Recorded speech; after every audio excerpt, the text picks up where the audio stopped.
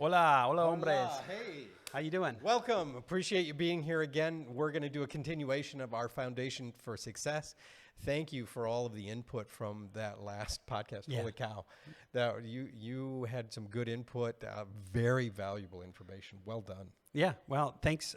Please comment on all, like I said, all of our stuff. We're going to continuously, we got people there manning the booth, but we also have, we put these out on our podcast, and then there's a series of comments that come, Yes. over time. We try to Yep. answer all of those. So, but if you have comments, put them in there. We'd love to hear from you guys. Please do. Yeah. And we've got several of you looking for the GMP discussion, looking for the sustainability discussion. This is good. Right. All right. So we're going to continue the foundations of success that we started last week, and theory guides, data decides. You noticed last week we talked about, the needs of the customer, and we talked about essentially, the data behind why we say high throughput, lowest cost, Yes. and what the calculation is. Now, one thing I would emphasize there with you guys is if you guys want to run with this and do your own calculation, put in your own parameters,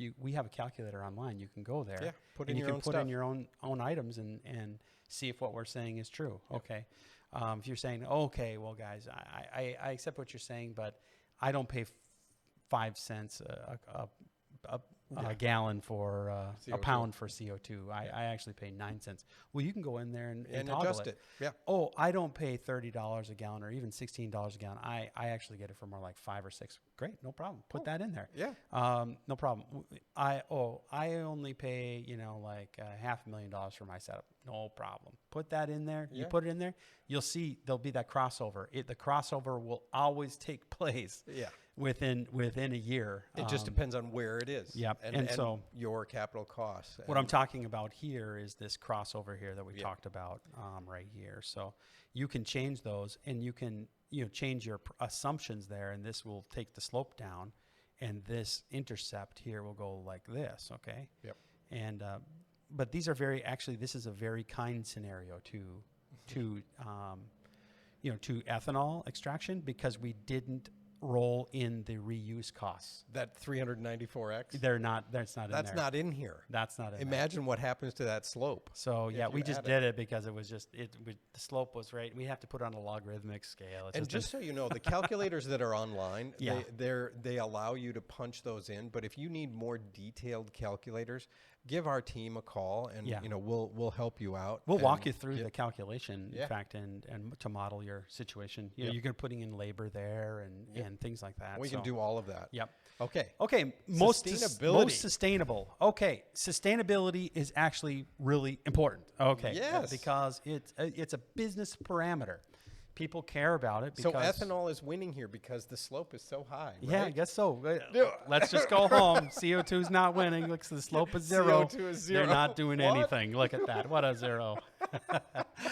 Well, aren't we all after zero emissions? Are we not all that's after right. that? Okay, so look, at the end of the day, sustainable methods make sense when they also make business sense, right? Yes. And when those two are put together, it's just there's a no-brainer, because you're going forward. Absolutely. And you're saying, okay, no, it's a low cost and it's sustainable all at the same time. So what is sustainability? It has to do with the carbon footprint. Okay. So here I have two comparisons here: CO2 versus ethanol. Low carbon footprint. This is supercritical CO2. That is produced by supercritical CO2 equipment. Now, low carbon footprint, low energy usage. You don't have to have a lot of watts or kilowatts to heat it up and cool it down. Low VOC, in other words, VOC and HAP emissions. Those are volatile organic compounds, which are ethanol. Yep. They still have a little because you use it in winterization, right? So there is a little, and if you control it, you can control it so it's very, very small. But there's always a little bit left, and then there is plausible small amount of VOC that is given. So it's very low. But no hazardous waste. You can actually compost the raffinate. Okay, with an ethanol, you have ethanol in there, 3 to 5% left in there, and is an entrained solvent. You can't compost that. No. there's rules on how much what you need to consider to be hazardous waste. Okay, and depending on which state rules you use, but I don't think I would consider having a ethanol ridden raffinate a compost material. No. And you know, especially if you have a denatured ethanol. Yes. So don't use denatured ethanol and then compost your raffinate. Don't do that, because you basically, what that happened, all that stuff's going to desorb under the sun, under the heat, under decomposition, and then it's going to go up into the atmosphere as VOC and or hazardous air pollutants, which is bad. Yeah. So, and the more ethanol you use, the larger your scale, the more emissions you're going to have. Okay, and then the process can be configured to have a negative carbon footprint. This is in the case that where you have your CO2 and you vent out some CO2 every time you run the machine in a cycle. That CO2 can actually be shunted to the grow, and you can actually the plants will eat it. Yes. Basically. So it has a negative carbon footprint in that instance. There's no emissions. It can be negative emissions. And we work with assuming several you have enough growers who do that. Yes, assuming you have enough plants. Yeah. And, you know, for those who sell and buy and trade and or use carbon credits, you know, a lot of people who are funded via oil companies or oil company hedge funds or stuff like that, they want those. Yeah. So, don't skip that element, because there is money available to resell your carbon footprint offsets. Yes. So think about that, and that's another reason why CO2 is the lowest cost. Okay, then ethanol, which, by the way, I like a good ethanol extract. Just make it clean for me, and you know, in terms of scale, I think it's much more sustainable if it's used in small scale. Like you know, hey, I'm doing a RIPS RSO, or I'm doing a small operation. I think that can be done sustainably, mostly because it's inefficient, but who cares? You're doing a small amount. So, you know, I think it's really is when you're starting to talk about tons per day, or even half a ton, or even 400 pounds per day, where you really start hitting some of those, hey, you know, the amount of carbon emissions that you have should give you pause. Yes. You know, so a couple different things that go into this calculation here, and you can get the calculator on our website. And that has to do with the number of cycles, how often you recycle, how often in that recycled ethanol has to obviously go to, you know, incinerator. Sure. Because that's what it is. It's hazardous waste. Okay. And that's what they do with hazardous waste. They incinerate it. At 2,000 degrees. Yeah, that's right. And that all goes to CO2. Yep. Okay. Plus you're talking about 131,000 BTUs just to make ethanol, 1 gallon of ethanol. So 131,000, that's the Cornell paper that discussed that. And so really what you're talking about is very high emissions. If you add it all up, your loss of ethanol to VOC, your amount of energy it takes to heat and cool and evaporate, the amount of BTUs and carbon equivalents it takes to actually make 1 gallon of ethanol, you add all those up and you accumulate them in a use calculation over 12 months. Whew. Really what you're talking about is a huge number. This is pounds of CO2 emitted. You're talking way over 1 million pounds.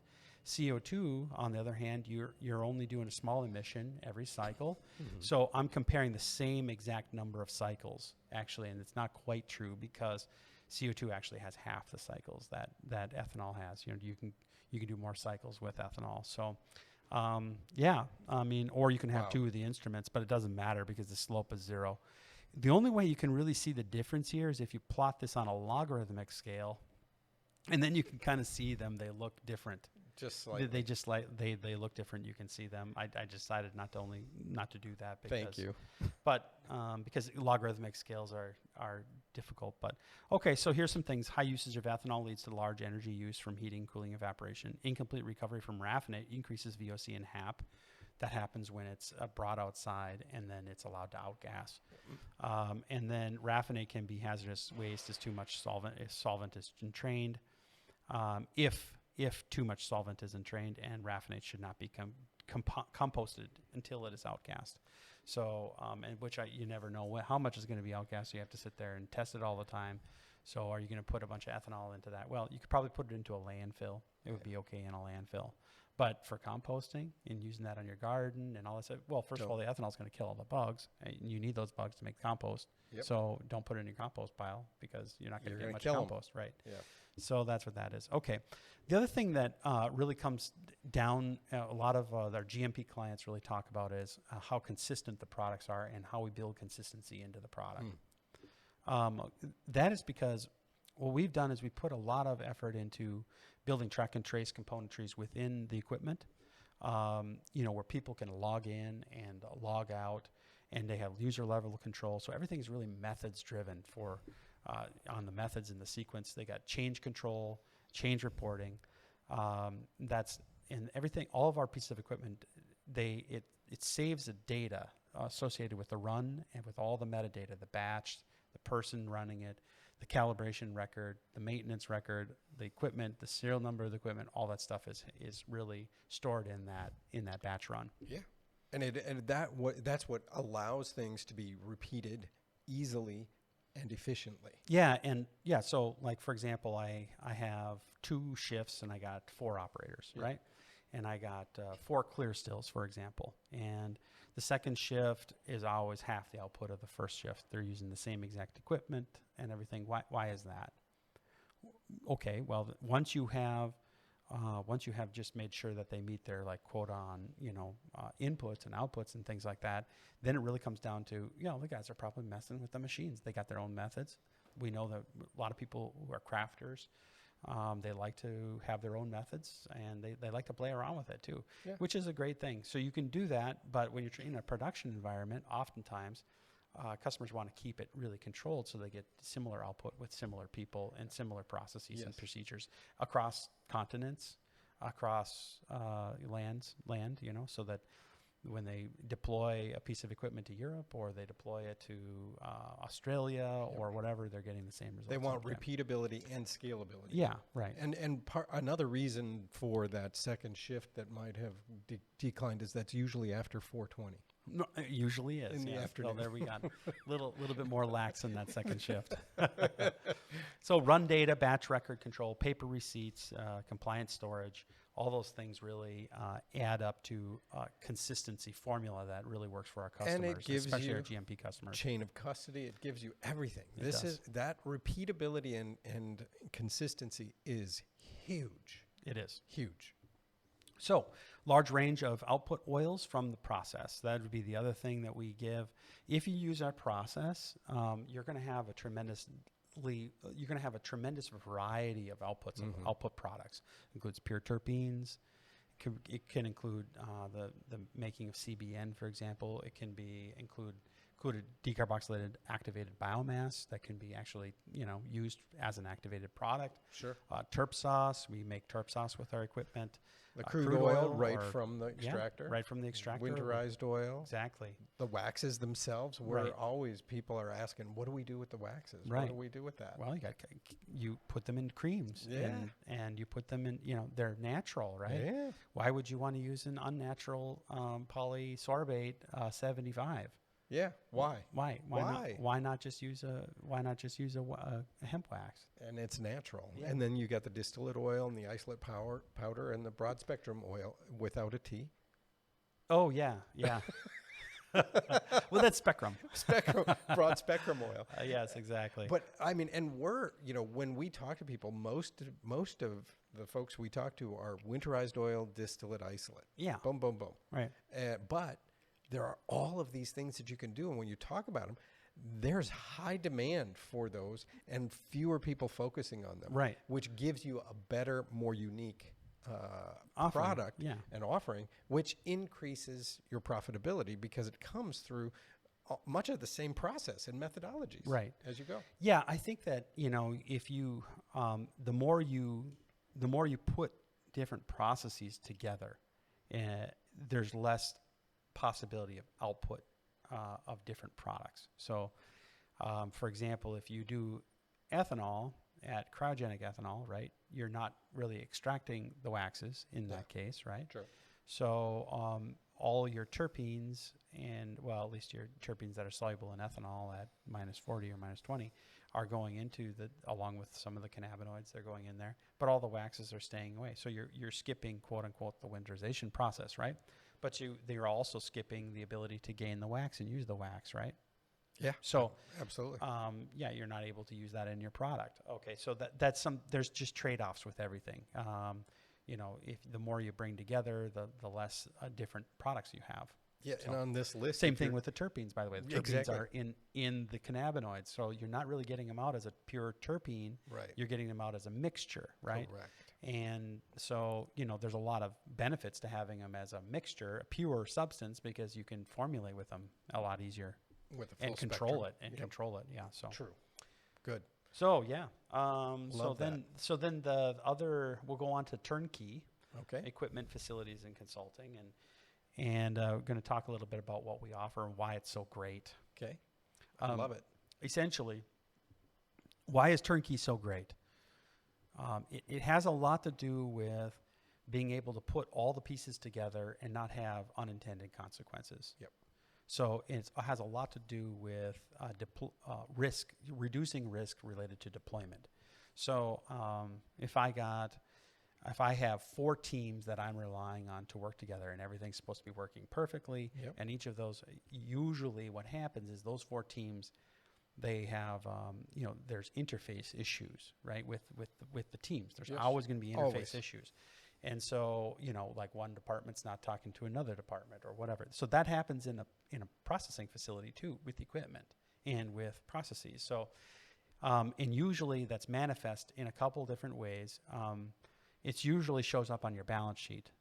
True. And with like, okay, I got too much inventory, and how am I going to value that inventory? Sure. And where's all that inventory happening? Because I got one process that's too slow, one process that's too fast, other process hasn't been really, you know, addressed properly, you know, things like that. Okay, inefficient use of labor. Maybe I'll have different labor metrics between the different processes, and overall lead time increases, you know, because they're not balanced. Takes longer. So Yep. that integration can often be addressed with another product that we have, which is a consulting product for lean and Kaizen and operational excellence. If you guys want to look at our operational excellence videos, and I think we also have in our management, operational management course, you can see some of our stuff in there on It's very good. People are using it all operational the time. excellence. Yes, Yeah. absolutely.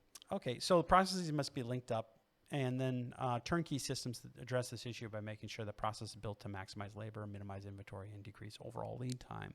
So Business 101. so you have so you have the different systems, and okay, you have this equipment's talking to this equipment, that's talking to this equipment, and they're all in a line, okay, and they're outputting product with people. And then on top of that, you have control processes, which are your quality management system. You have your ERP, MRP. Yep. You have your laboratory information management system. All of that is kind of superimposed on your entire. So that's what we also offer software for called IGW-LAB that really helps you manage information and material And we talk flow. about turnkey, and I think that's awesome. And, you know, we do all of that around. I like to look at that, and I talk about it as a finely tuned system all the way through. Solution, full solution. A full solution is a good way to think about it. All the way from biomass in to product out. Product out, right, exactly. You could turnkey, some people don't use that term. And then full solution would be a good way to think about it. I agree with you. Yeah. Cool. So, and why it's so great. That's the reason it's so great. Now, does that mean that if you came to us and said, we need to get a Fractron, or we need to remove some solvent, that's the need that we have, we're going to try to push you into a turnkey full solution? Probably not. No. So it's efficient. we sell individual pieces of equipment for spot use in many different to many different customers. A lot of different at that point we become extractor agnostic. What we're doing is trying to help you solve the problem that you're having. Right. And we've got the equipment that can do that. We're Right. selling, you know, the Fractrons to a lot of ethanol folks who need to recover that ethanol. Need to recover the Fast. ethanol or create distillate. Yes, exactly right. So we you know, even though we like CO2, we certainly don't. We have products for ethanol extraction, including solvent removal equipment and also distillation equipment. Okay, turnkey facility design package. This is a great product. It really defines for you the workflow, all the equipment, all the layout, all the dimension drawings, the electrical, HVAC, vent, pneumatic, all the locations. This is a high value It's a very high value offering because you basically, it's all the information that your architect does not have that he needs, including all the P&IDs.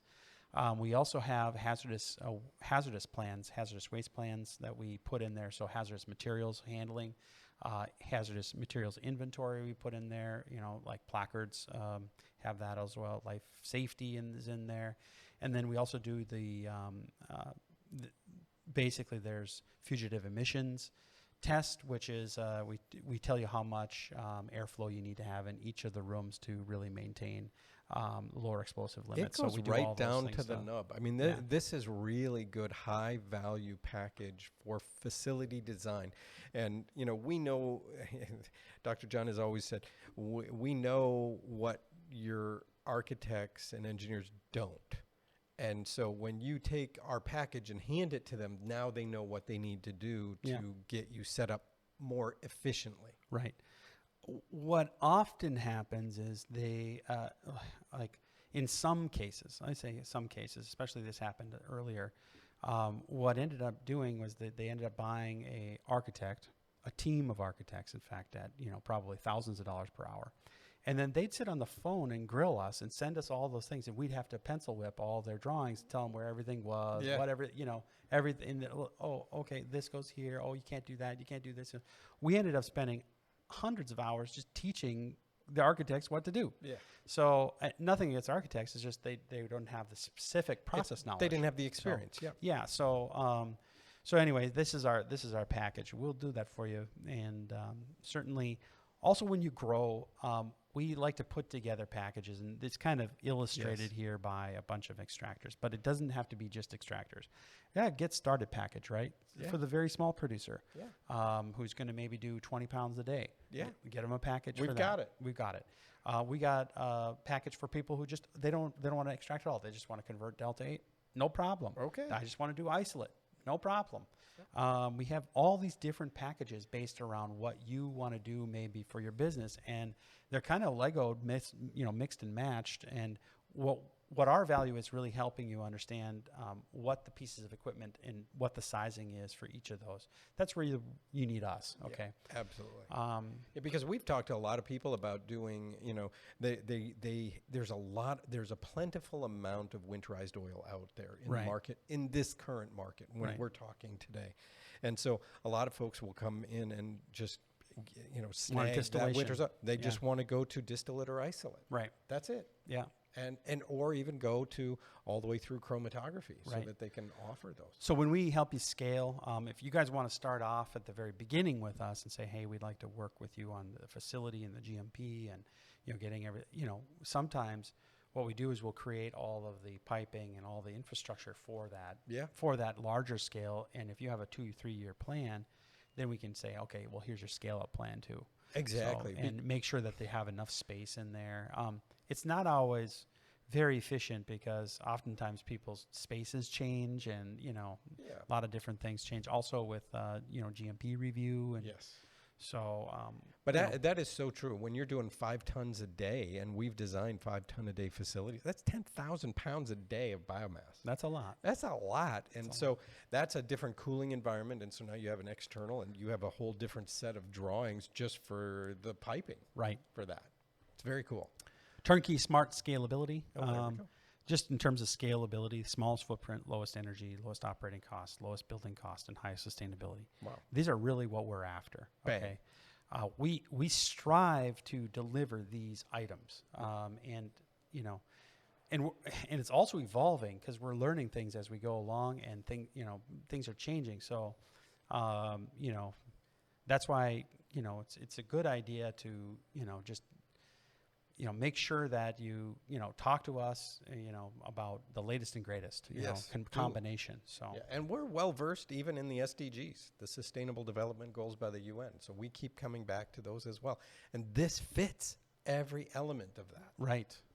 And we help you run your plant. So you talk about turnkey, or you're talking about full solution. We got the most sustainable solution, the most scalable solution, the solution that's going to give you the GMP parameters for your system, the highest throughput, lowest cost.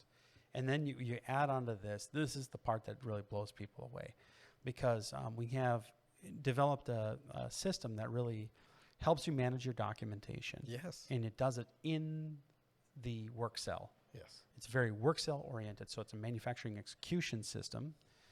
So you're actually taking and collecting accounting data at the cell level, and it makes your cost accountants go happiness. And yeah. so, That's right. But it's called an MES system, a LIMS system, which is a laboratory information management system, and the QMS system, which is quality documentation delivery and event manager. So what that means is you have a quality management system typically that's sitting and residing in a folder, and really what you have to do is operationalize that. Yeah.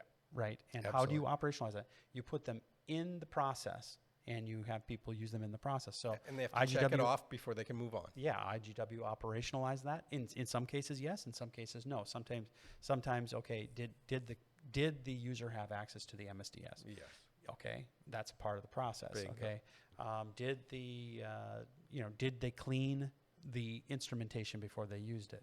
Okay, that's a cleaning log, right? Sure. That's all in the software. It's all there. Is maintenance and calibration up to date? No. Yes. Oh, it is? Okay, great. Yeah. That's in the software. And you get scanned in, and it's done. Did you use a standard that is expired? Ooh. That's in the software. It's going to flag it and say, hey, you can't use this or whatever. So those are the types of things that really, a lot of times you need help. Also, anybody who runs a facility knows that it's really hard. It is a difficult thing to get all the information flow working in the right way. It is. And that's why, there's consultants at the ERP, MRP side, and they basically do customized workflows, like where are your work orders coming in, where's your sales orders coming in, what's the routing for those, all that stuff.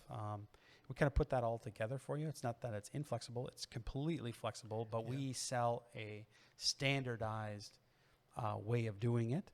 And if you want to flex it up later, it's no problem. It's 100% flexible, so you can go ahead. But and it's an open operating system, so you can connect whatever. But it's fully integrates to ERP, MERP, MES, LIMS, MIS, batch. Batch. Yeah, batch record system. So Very you cool. guys can really take a look at that. But that is a unique aspect of our offering, and it also really brings everything together in what's considered to be full solution or turnkey. Yes. Which brings you right to GMP. Right to GMP. Okay. Certifications and audit. We can audit to Part 117. We can, if you have an audit, we can certify you to that. We do a desktop audit, and then we do on-site audits. Okay. The desktop audit basically gets you ready. Do you have all the documentation? Mm-hmm. Do you have all this stuff?